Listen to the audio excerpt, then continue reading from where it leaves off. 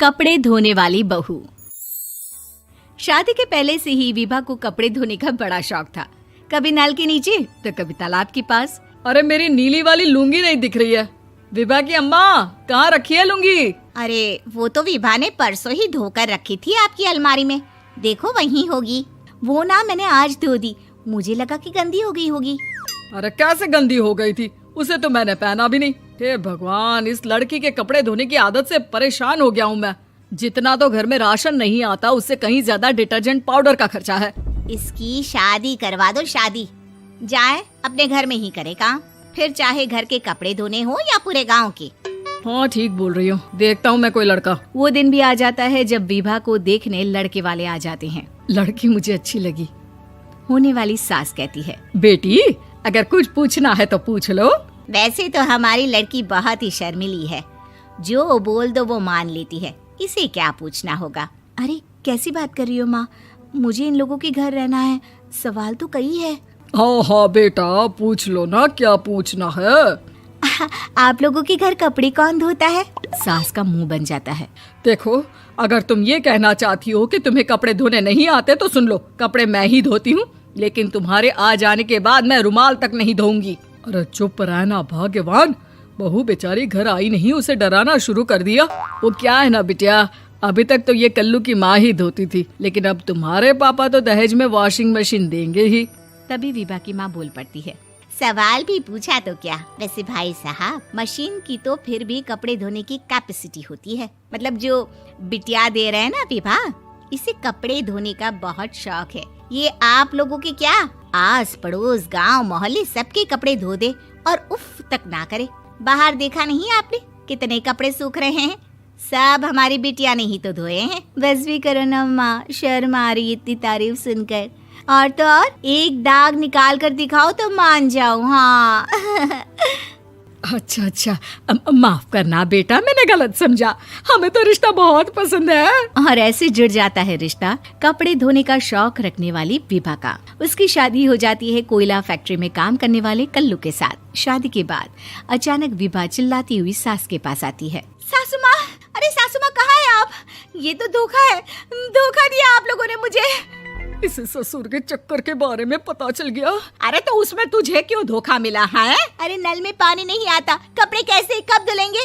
अच्छा, तू पानी नहीं आ रहा उसकी बात कर रही है। तो आपने क्या सोचा? कुछ नहीं। अच्छा, तेरी माँ ने कहा था कि कपड़े धोने का शौक है तुझे, याद आया मुझे। शौक बोलकर कपड़े धोने वाले मेरे जुनून को कम ना आके सासू माँ, कपड़ा धोना मेरा गुरूर है। तभी पति भी वहाँ आ जाता है। अभी मैंने इसे सनी देओल की फिल्म दिखाई है, उसी के डायलॉग मार रही है माँ। अच्छा सुन, साफ साफ बता रही हूँ, पानी सुबह 4 से 6 और शाम को 10 से 12 आता है, समझी? विभा टाइमिंग सुनकर हैरान हो जाती है। ये क्या भूतों का मोहल्ला है?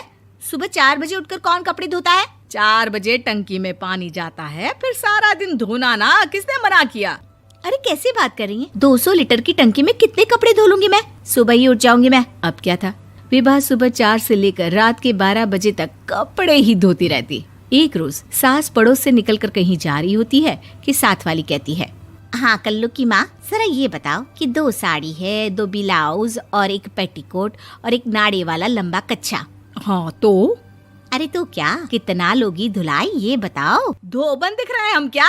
हमारे पति सरकारी नौकरी से अभी रिटायर हुए हैं और बेटा सुपरवाइजर है कोयला फैक्ट्री में। धोबन समझ रखा है हमें? हाय रे कल्लू की अम्मा, माफ कर दो, वो तो मोहल्ले में यही सब बता रहे थे कि तुमने बहू को कपड़ा धुलवाने के काम में लगा दिया है। सास को पड़ोसन की बात सुनकर गुस्सा आ जाता है। वो घर पहुंचती है जहां घर के बाहर ही इतने सारे कपड़े सूख रहे होते हैं जितने कि किसी धोबन के घर पर। अरे ओ कल्लू की दुल्हन, बाहर निकल। माँ जी यहीं आ जाओ, बाथरूम में चादर धो रहे हैं हम। अरे अभी हम धोते हैं, तुमको बाहर निकलो। ये आस पड़ोस वाले बोल रहे हैं कि हम बहू से कपड़े धुलवा कर उसे कपड़ा धोने वाली बना दिए हैं। अरे छोड़ो ना माँ जी, किन लोगों की बातों में आती हो? आस पास के लोगों का तो काम ही होता है कि वो किसी तरह सास बहू को लड़ा दे। बहू सारे घर के कपड़े धोती है, ये क्या कम है? बोलिए। सास को भी लग जाता है कि वो बहू का ये सनकीपन नहीं छुड़वा सकती, इससे अच्छा है कि खुद ही चुप हो जाए।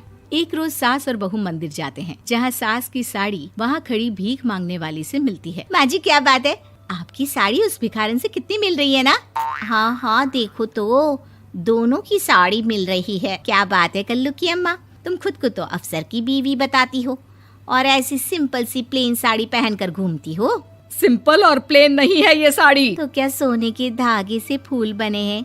कुछ भी सासू माँ, कुछ भी। हाँ बने थे इस साड़ी में सोने के धागे से फूल। मेरे पति लेकर आए थे मद्रास से स्पेशली मेरे लिए 10,000 की। ताहे भाई साहब इस भिखारन के लिए भी सेम टू सेम साड़ी लेकर आए होंगे 10,000 की। सास उस वक्त तो कुछ नहीं कहती, लेकिन बहू के साथ घर आती है और अलमारी से एल्बम निकाल कर लाती है। ये साड़ी देख रही है, ये वही साड़ी है जिसे मैंने अभी पहना था। इस साड़ी में ये जो चमकदार फूल दिख रहे हैं ना, ये सोने के धागों से काढ़े गए हैं। लेकिन तू लोकल वॉशिंग मशीन ब्रश से घिस घिस कर सारे फूलों को निकाल कर साड़ी प्लेन कर दी। मुझे माफ कर दीजिए सासू माँ। और तो और, जब मैंने तुझे तेरी गलती के लिए कुछ नहीं कहा, लेकिन तूने तो सबके सामने मेरा मजाक ही बना दिया। क्यों? बहू को समझ में आ जाता है कि अब से उसका कपड़े धोना बंद।